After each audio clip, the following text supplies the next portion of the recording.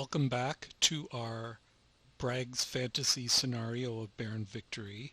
This is the start of the Union phase of the 1600 turn. It's been over a week since my last video. I apologize for the delay, but let's move forward. First, I'll just do a recap here before we start with the sequence of play. On the northern part of the Lafayette Road here in the Confederate phase, King was routed off of this hex. King's brigade is here.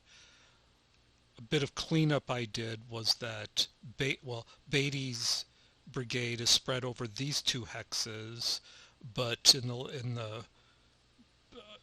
the previous combat, Beatty's overall strength was reduced to an A, so I added a B fire level marker to this hex so that the B here and the B here would add up to a total of A for Beatty's brigade. And then as far as like Beatty's loss status, we'll take a quick look at that. Beatty still has 4 losses to suffer before it becomes wrecked, so it's in pretty good shape.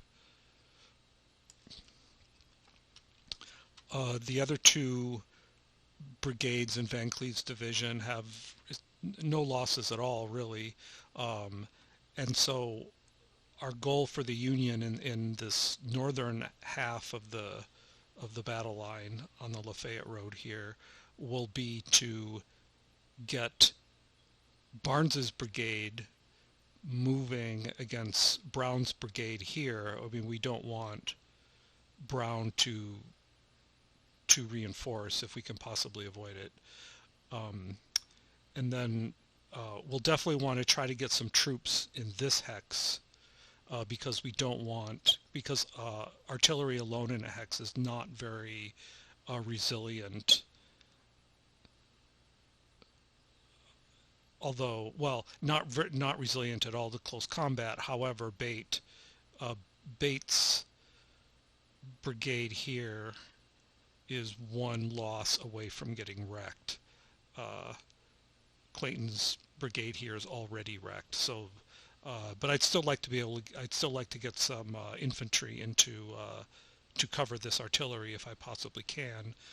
And so, what I plan on doing up here, as you may remember in the previous turn, I moved Rosecrans into Van Cleve's leader Van Cleve's hex, so Rosecrans could give a direct in-person order to Van Cleve, and so we'll issue that order this turn and see what happens. We'll take a look at that order in a second. If the order isn't immediately accepted this turn, then what I plan to do is to further divide Beatty's brigade. I'll do another extension and extend C level of fire of infantry into this hex to give the artillery here some cover. So that's my backup plan in the northern part. And in the southern part of the line, the Army of Tennessee had a lot of success. It routed Carlin and Hegg's brigades off of these 2 hexes here, leaving exposed artillery, and then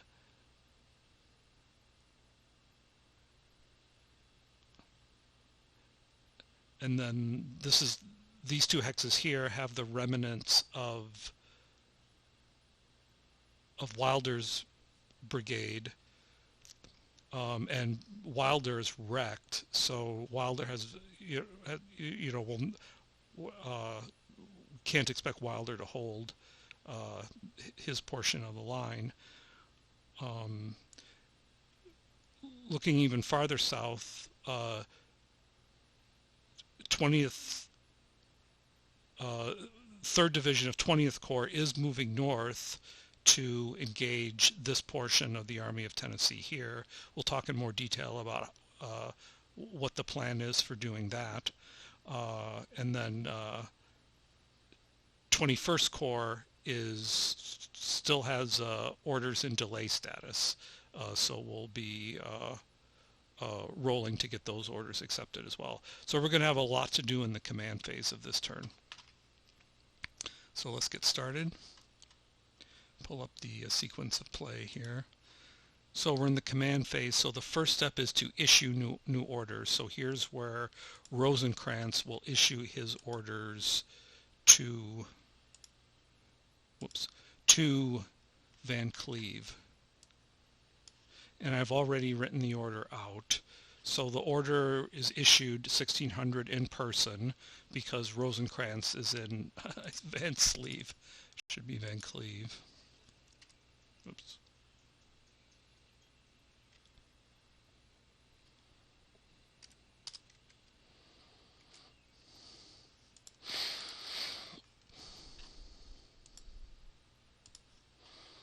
Rosencrantz is in Van Cleve's hex, and so that order will arrive the same turn. And the order is that Barnes's brigade should engage Brown's. So Barnes's brigade will engage Brown's here.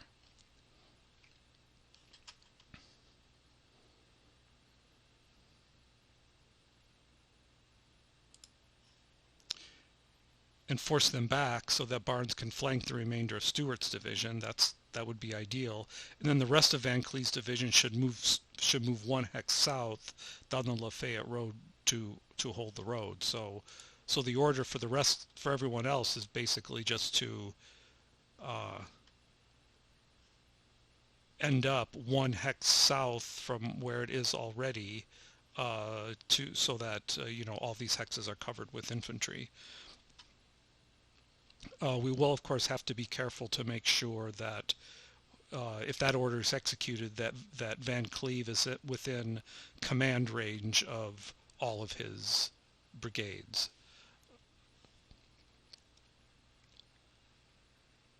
So let's issue that order.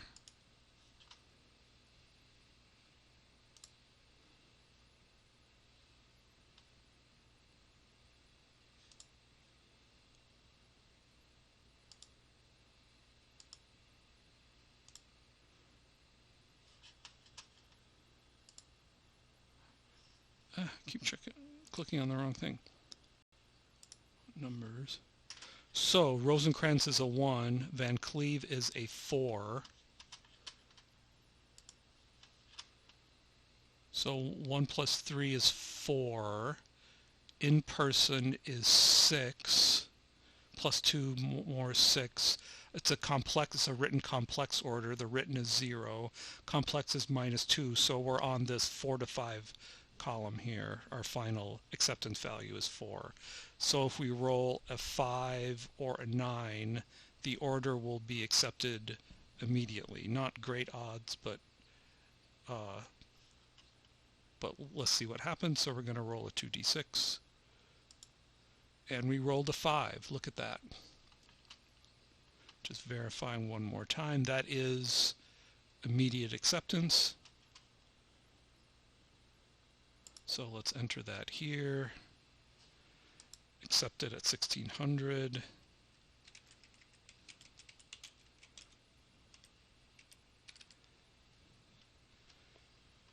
So Van Cleve's division will be acting on these orders during the movement and close combat phase. That's the second time that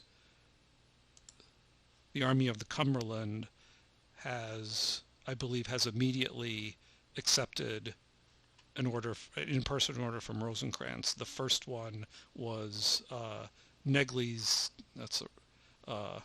Negley's 3 brigades here.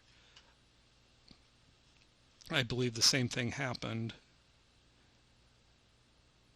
or they accepted the order very quickly, I remember, and that's really important because Negley's brigade is arriving just in the nick of time to take over defense of this portion of the line, due to these 2 brigades getting routed and Wilder's brigade essentially becoming combat ineffective.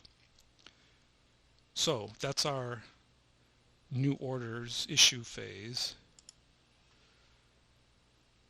core attack stoppage checks, none of the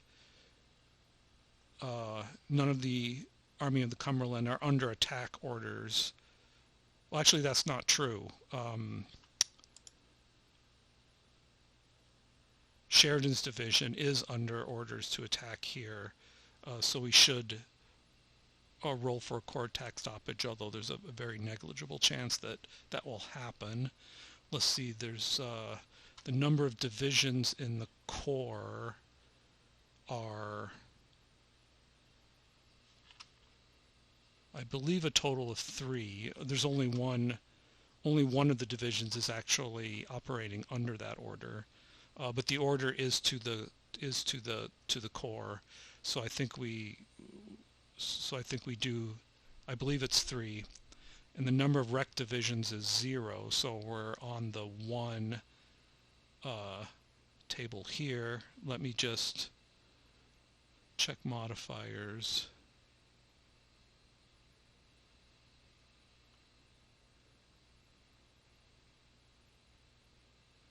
So anything but Snake Eyes, and so it would take Snake Eyes for core stoppage to occur here. So let's roll our 2d6, and we rolled a 6.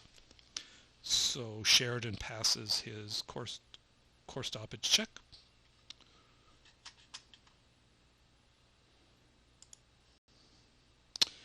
Initiative order determination.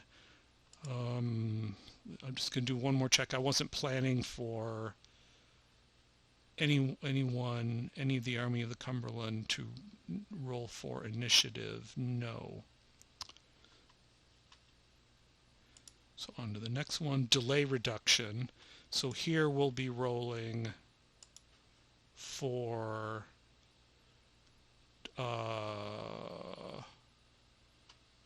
21st Corps, Crittenden's Corps. They're at D1 status, so they need a roll on a 1d6 of a 6. We'll see, D1 status. I'm just going to make sure. I think that's actually, they need a 1 or 2, but let me just verify that. So D1 status.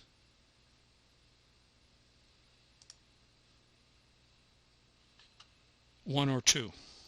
Glad I checked. So we'll roll the combat die here and just focus on the blue dice. That's a 1d6. And they roll a 2, so that order is accepted too. Holy cow. So back to our chart here.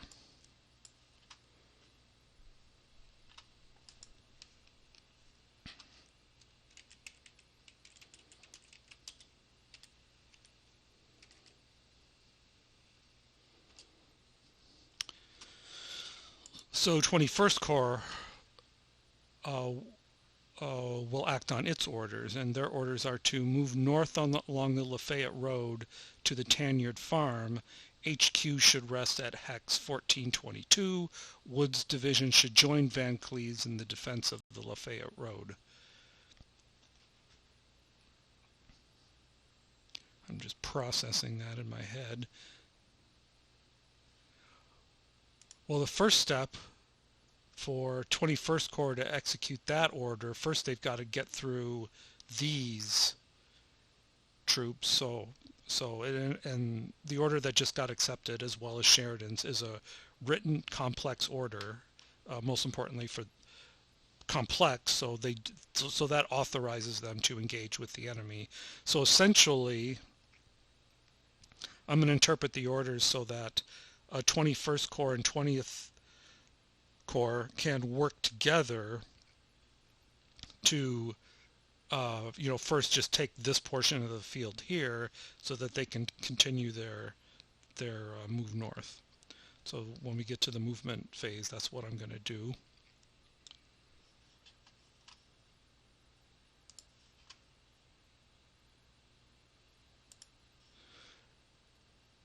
And so now we do our new order acceptance. And the in-person orders have arrived. They arrived the same turn because it's an in-person order. So now Oh, we did it early. We should have done it at the end here, but we did it already. So Van Cleve did accept his orders. Um, so now we're at the straggler. So now we're at the. So we're done with the command phase. Now we're at the movement and close combat phase. First step is straggler recovery. I'm going to take a quick look at the straggler recovery rules. I believe I believe you're only eligible to recover stragglers if you're at least 4 hexes away from an enemy unit. I can check that real quick here. Just want to confirm that before I place the markers.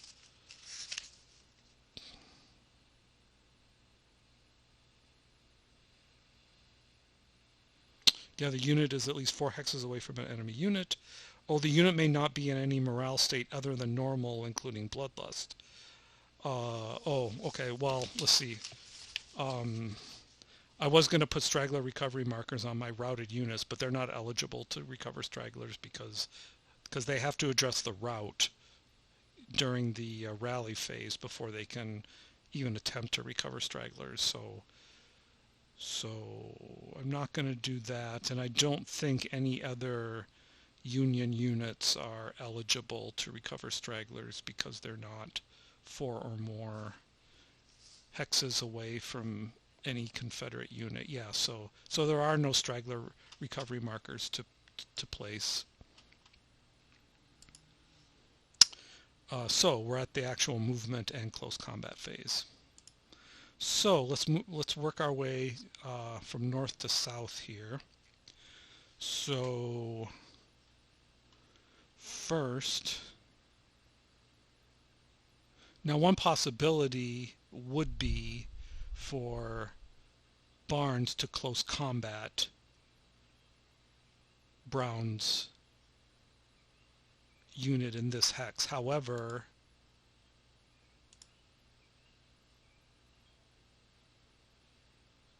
Beatty has D level morale, which means it's not a good.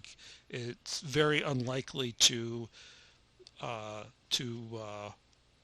pass its initial morale check if we did do a close combat, because we'd be checking at D level minus 6 rows down on the morale table, so we'd be at the very bottom. So we could give it a try, but I'm going to say that would be more foolhardy than anything. Did I say Beatty? I meant Barnes. So what I'm going to do is, but Barnes does have A-B fire level. So the first thing I'm going to do, I want to maximize Barnes's fire level. So the first thing I'm going to do is get an extended line. I think before, when I was doing extended lines, I was thinking that just generating the counter actually costs a movement point, but it doesn't. It won't matter here one way or the other, but I was doing that wrong. So the way this works is that you generate the counter, and here let me get my strength level marker ready right away too. So it's just going to go, whoops. So the way we do this is that's 2 movement points there.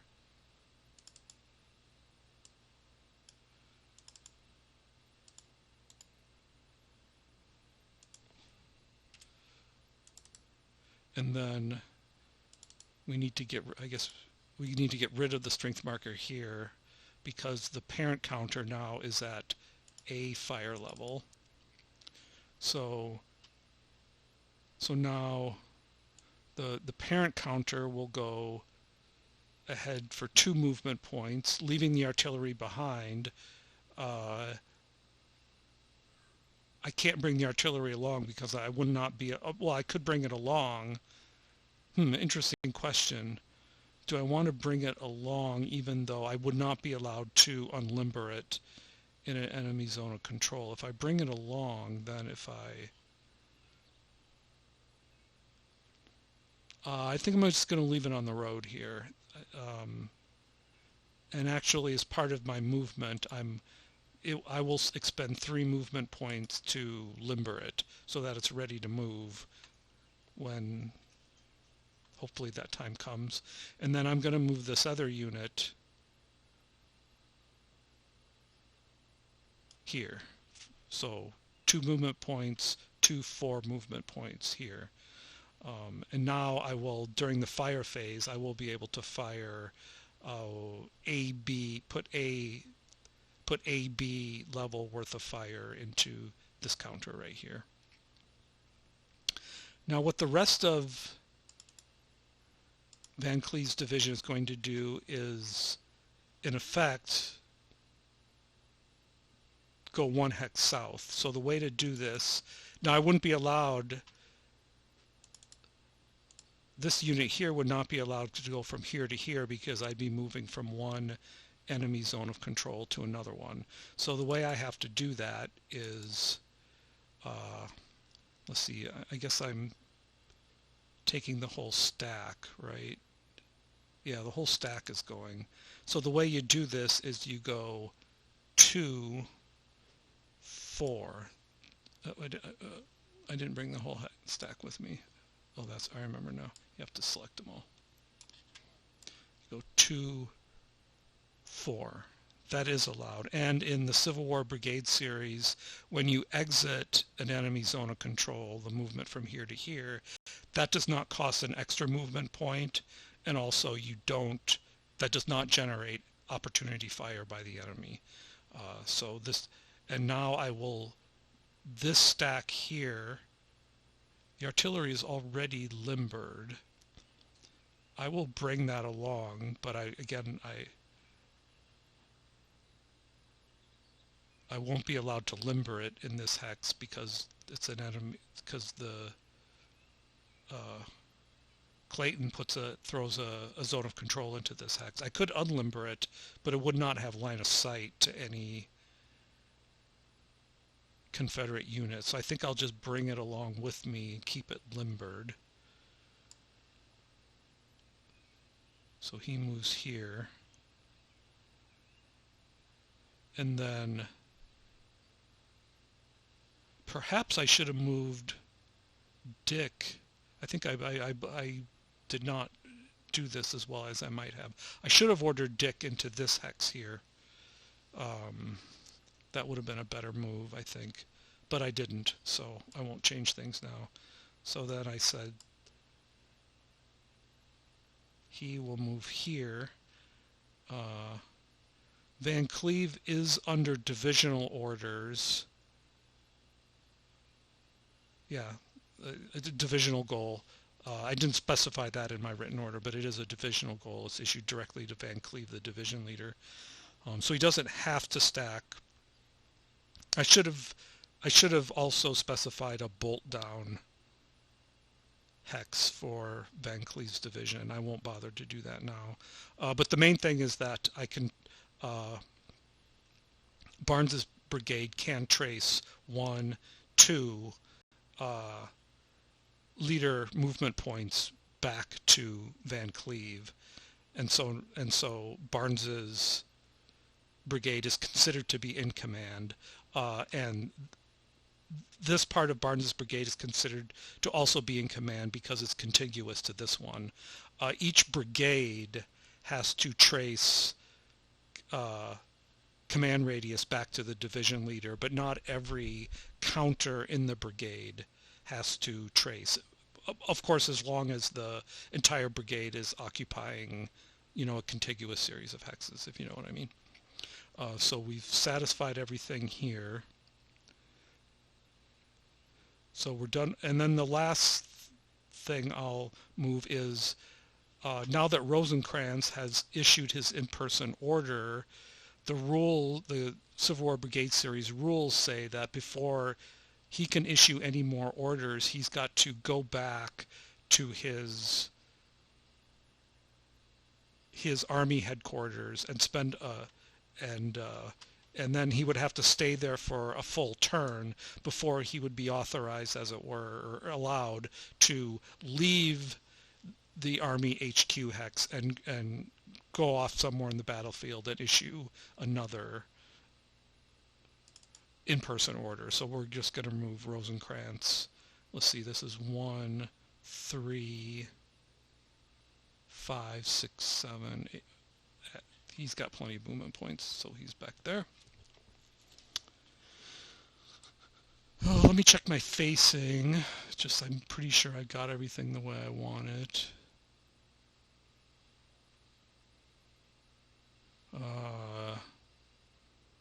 Guess there's a little bit of a question here, but I don't think there's much chance of Dick's brigade getting flanked from here. So I think we'll just leave everything the way it is. Oh, I should put a label. So this is 3/3/21. And we'll stipulate that his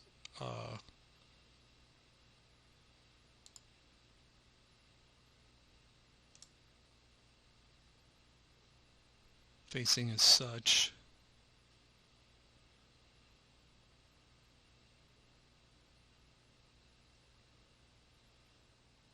All right, now let's move to the southern part of the field. So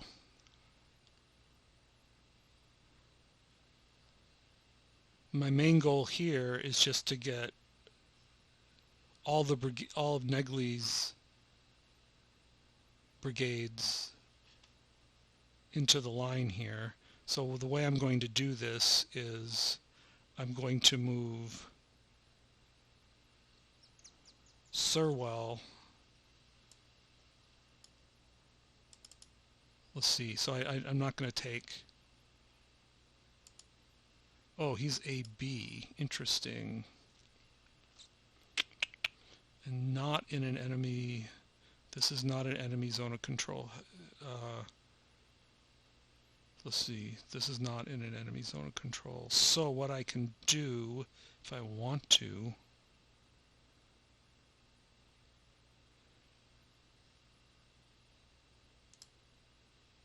I'm going to leave the artillery there. I'm going to, well, the first thing I'm going to do is I'm going to pull Wilder's brigade back just to get them out of the way. So he will go back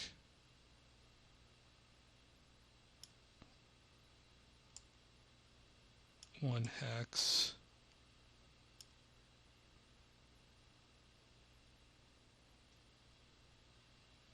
And then just maybe here to hold the line, hold the flank, I mean. And then Sirwell will first go one here, and then we might as well extend him.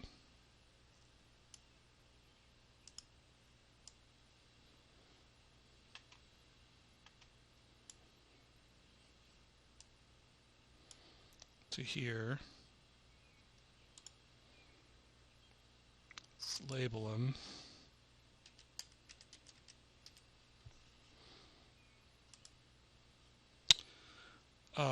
Facing looks pretty good.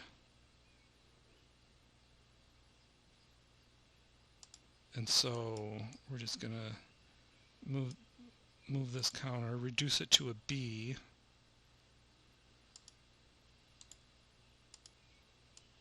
Put it here.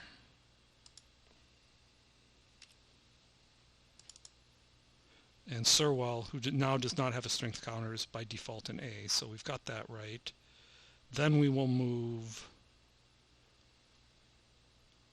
I did think about all this before I started the video. We'll move Stanley, who's also an AB, I believe. Yes.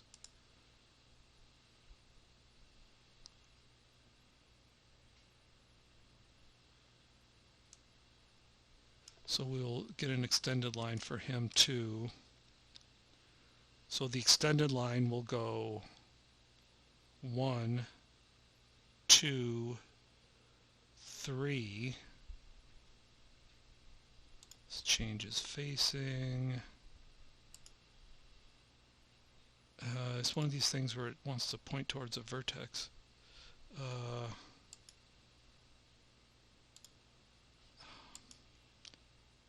I'm hoping if I just keep doing this, it will eventually figure out what it's supposed to do.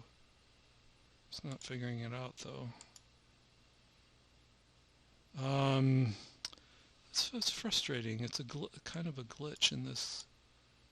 Does it do better if it's on a hex by himself? No?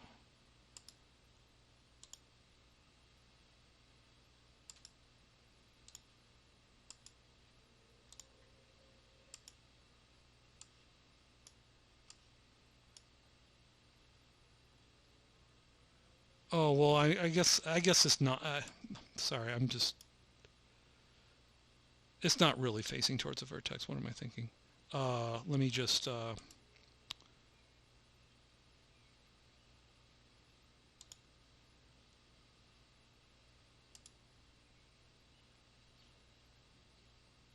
actually, I want him here. What am I saying? Well, yeah, I want him here. I want the.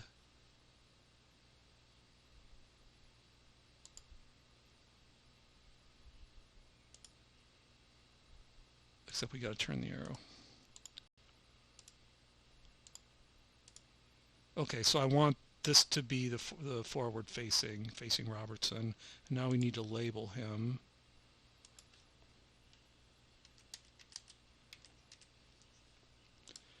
And we'll put the B on him.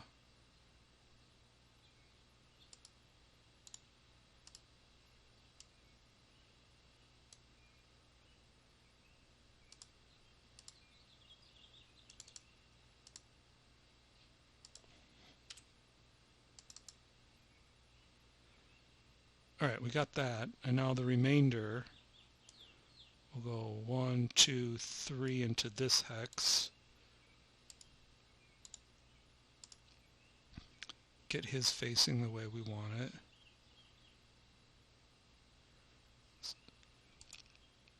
And then our last move will be Beatty's brigade, which is also AB. We'll go 1, 2, 3, 4, 5, 6 to here.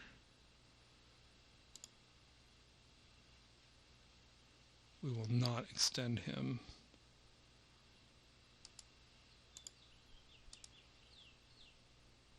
And then we need his AB counter here.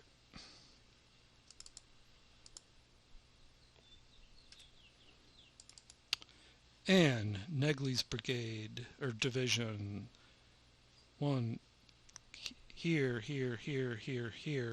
has taken over the defense of the southern portion of the of this portion of the Lafayette Road, taking over defense of the vineyard. Now,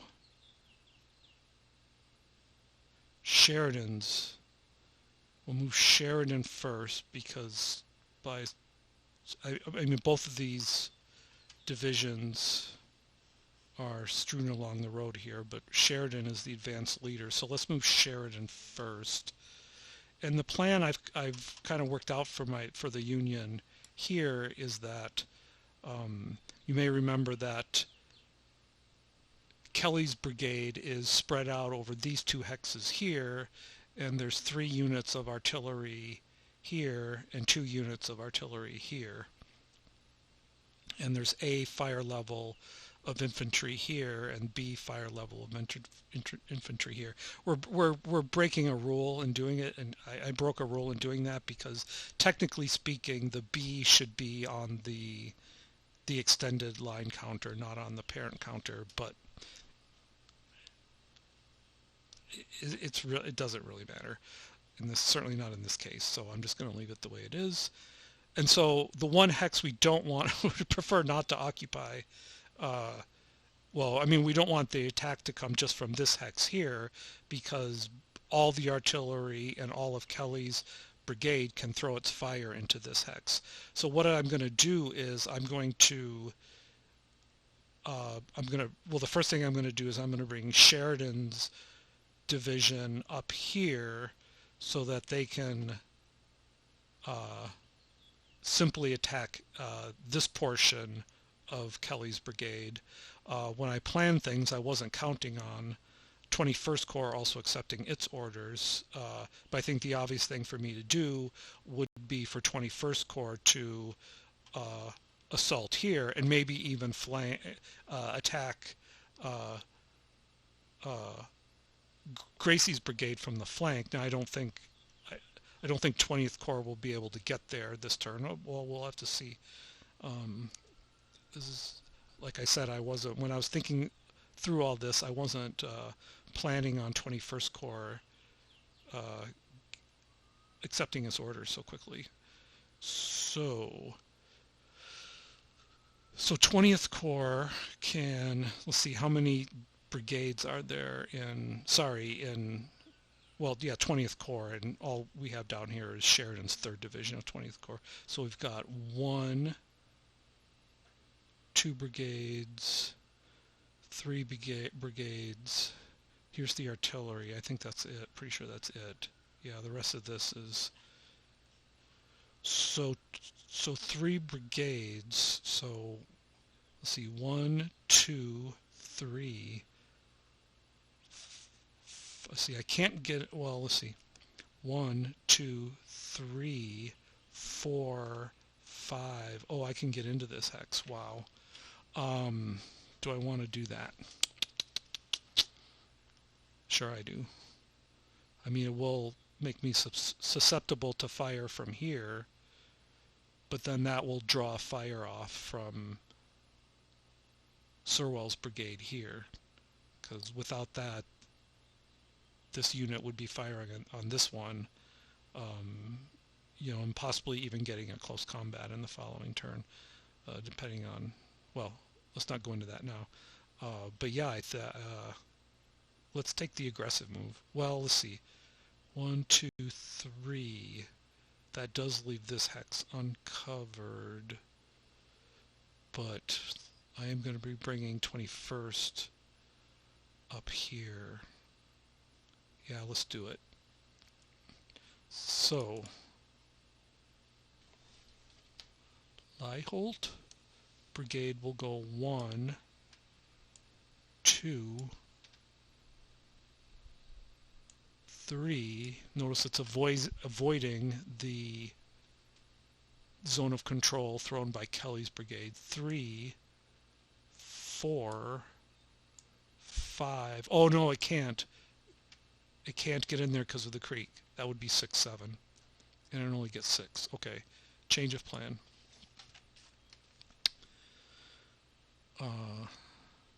So this is 1, 2, 3. I think it just has to... settle down. I think this is probably the best we can do. Let's see, 3. Well, what I can do is I can bring him here. We'll change his facing.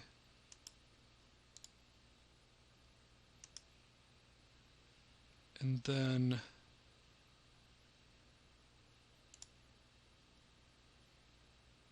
and then this AB goes with him. Let me just verify that.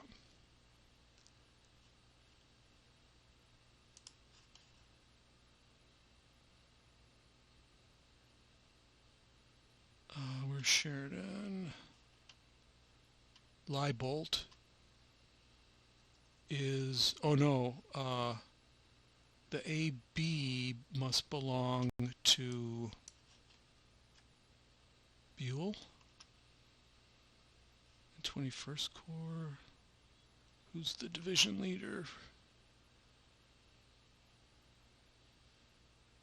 Crittenden.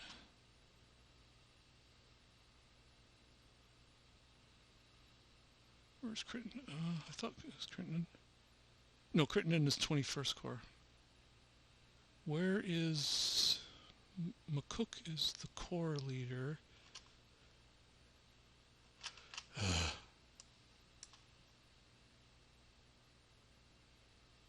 Who is 21st Corps division leader here? We'll see, it's... The brigades are Harker. Am I missing a division level counter here? I might be. Well, anyways, the brigades are Harker,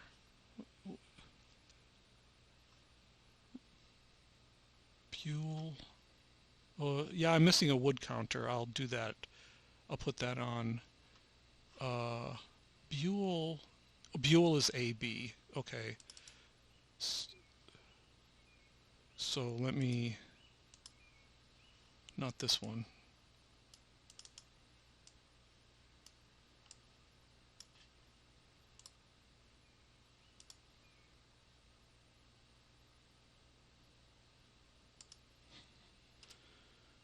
Okay.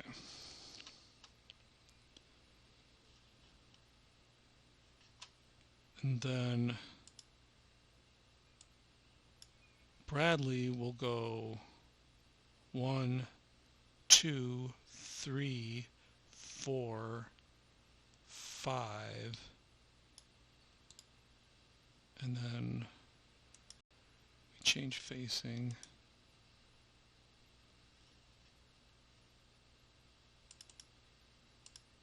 Okay, there's another AB counter here. Who does it belong to? There's Little, Sheridan. Liddell is a AB. Okay, so Liddell goes 1, 2, 3, 4, 5.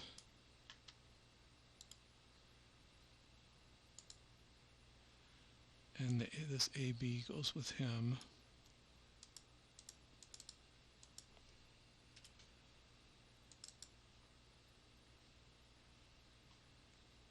So I'm just kind of doing this on the fly, but this is how I'm going to do it. And then next turn, if it's still a good idea, Leibolt will be able to, will have enough movement points to get into this hex here, assuming of course that no Confederate zone of control ends up getting thrown into this hex before then. So now Sheridan will go 1, 2, 3, 4. He'll go here. That would be the smart thing for him to do, I think, right now. I'll just leave him there. And then the rest of 20th Corps Artillery is limbered. Cannot deploy in an enemy zone of control. I'm going to, well, what's this AB sitting here?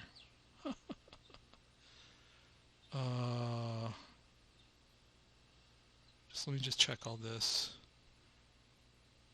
Little is AB. Bradley's AB. So this goes here.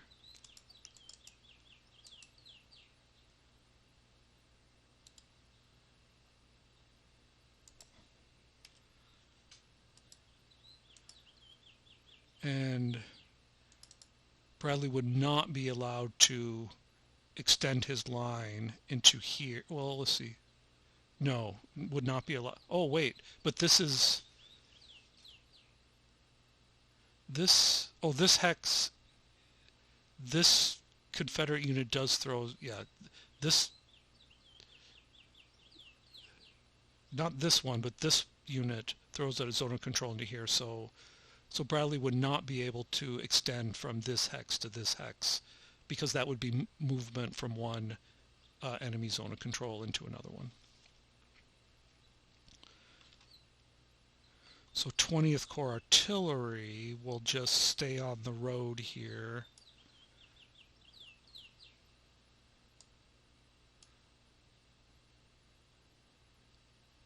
So it could get moved, so it could be, we could move it here. Oh, it would be allowed to deploy here, although there would be opportunity fire if it deployed here, but I think that actually makes sense. I'm going to move it up here. I think there was enough movement points to get it there. 1, 2, 3, 4, 5. Maybe there wasn't enough movement points. 1, 2, 3, Let's see, it was here. 1, 2, 3, 4, 5. I don't think there was, so I think it has to stop here. So that's done. And now Cook, the corps leader, will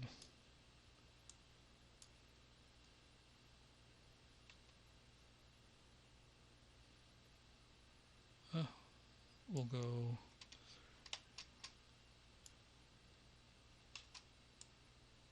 here,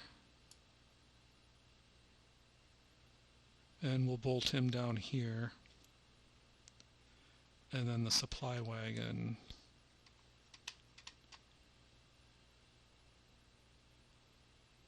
we'll just leave the supply wagon there for now.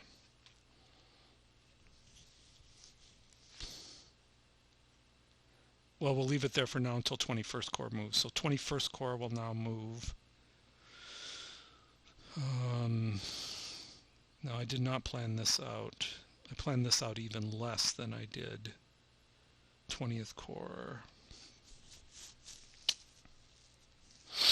At this point, I think it would be okay for me to occupy this hex with 20th Corps just because I've got 2A of fire level on this one, so that's going to keep this counter occupied, and so I think I should just pile up. Well, let's see. This is AB. These are all ABs. Wow. Let's see. 1. This is my advanced one, so how far can I get on the flank here?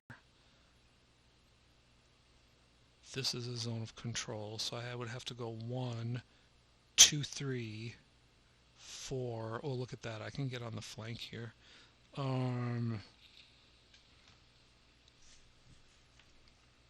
Yeah, I gotta do it. 1, 2, 3, 4. This is a clear hex because less than 50% of it has the forest symbol. So it's 4 here, and then 2 into the wood hex here, 6. Just going to check one thing.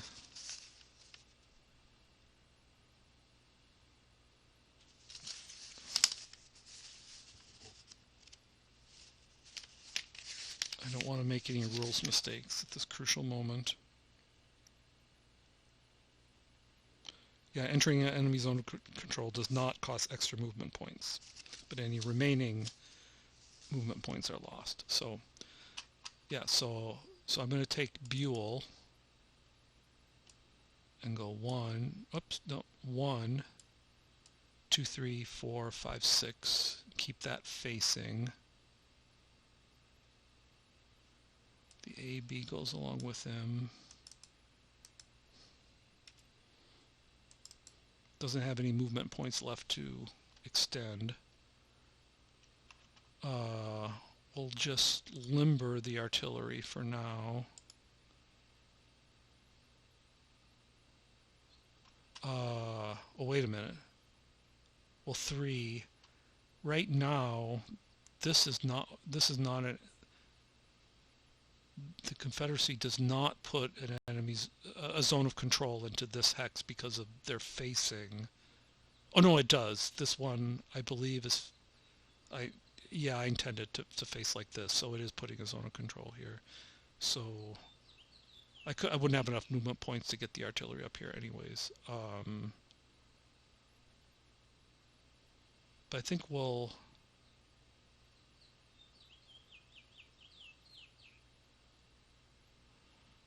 Do we want to maybe wait and try to move it up here, or let me just check the movement chart here.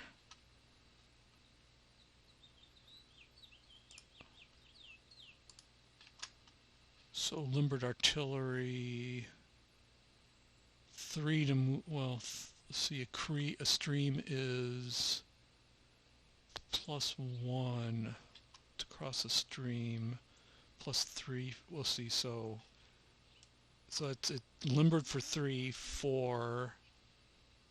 5, 6, 7. Let's just put it here for now.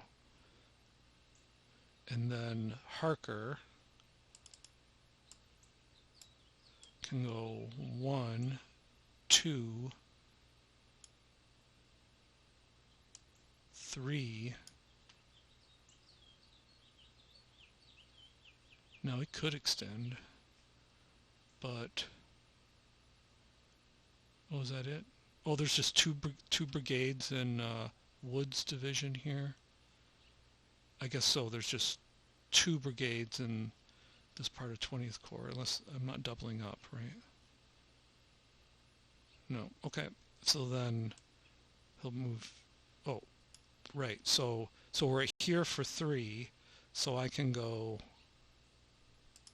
So I can extend. I've got the movement points.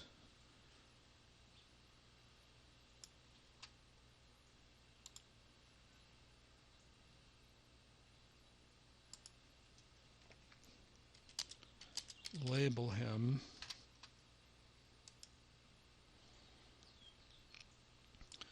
So he's here for 3, and he will just go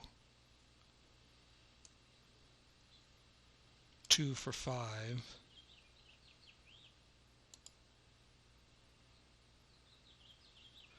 And I know you're saying, why don't I just use the arrows to indicate facing? And I could, it's just that I'm trying to emulate the physical version of the game as much as possible, and that's not how you do it if you're playing a physical copy. So I will stipulate that this unit, well, here we can,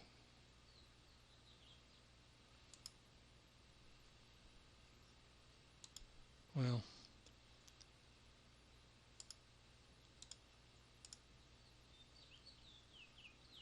there. So its facing is, we'll stipulate, is here, here, here. And then Harker will move here for 5 movement points.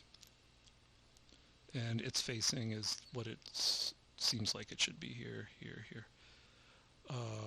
All right, I think that's all. Here, let me close some stuff. And zoom out.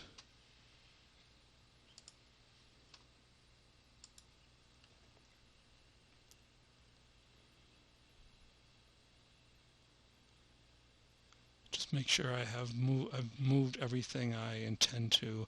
I could I could be trying to do something with this cavalry, but I never know what to do with cavalry like this, so I usually just don't end up doing anything with it, especially in a smaller scenario like this. One counter of it. I think I've done all the movement I'm going to do, and so I'm going to stop the video here, and so the next video will start the I'm not doing any close combats, so the next video will begin with the non-phasing players portion of the fire combat phase. So thank you for watching, and I'll see you in the next video.